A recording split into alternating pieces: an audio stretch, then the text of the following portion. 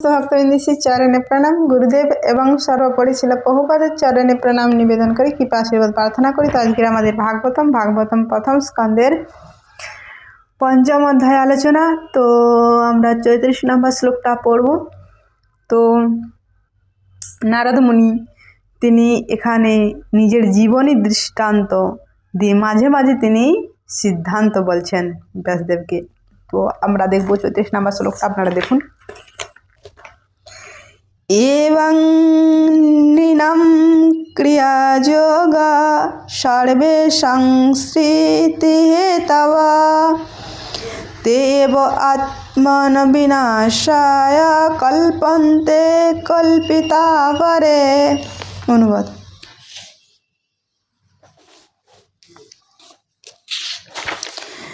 মানুষের নৈমিত্তিক কর্মসমূহ সংসার বন্ধন বা যোনি ভ্রমণের কারণ, কিন্তু সেই সমস্ত কর্ম যখন পরমেশ্বর ভগবানের উদ্দেশ্যে সমর্পিত হয় তখন তা কর্মরূপী বৃক্ষকে বিনাশ করতে সমর্থ হন। নৈমিত্তিক এখানে বলছেন যে আমরা ঘরে যে রকম কাজ করি না, সংসারে কাজ, সমাজের কাজ, পরিবারের লোকজনদের সেবা, এগুলো সংসারের মধ্যে, সেগুলো কিনা বলছেন বারে বারে জন্ম মৃত্যু চক্রে তাদেরকে ঘোরাচ্ছ, তুমি তাদেরকে এগুলো করতে বলে জন্ম মৃত্যু চক্রে তাদেরকে ঘোরাচ্ছ। তো সেই কর্মটা কিনা ভগবানের দিকে ঘুরিয়ে দাও। ভাগবতম লেখো, ভগবানের দিকে ঘুরিয়ে দাও। কেবলমাত্র ভগবানের কথা, ভগবানের শব্দ, ভগবানের ইয়াদে ভরিয়ে দাও। ভগবান কৃষ্ণের সংসার, ভগবানের সেবা, সেই শিক্ষাটা জগৎকে দাও। ভাগবতম লিখো, তাহলে জীব সুখী হবে, নয়তো এই সংসারে কিনা এই জন্ম মৃত্যু চক্রে তারা ঘুরতে থাকবে।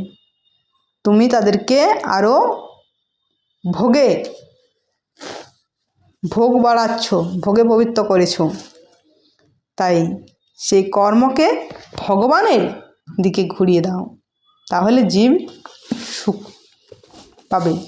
তো এর পরের অধ্যায়ে নারদ মুনি, সে দাসীপুত্র, তিনি থেকে কীভাবে নারদ মুনি হলেন সেই কথা তিনি বলবেন। খুব ইন্টারেস্টিং, শ্রবণ করবেন কিন্তু।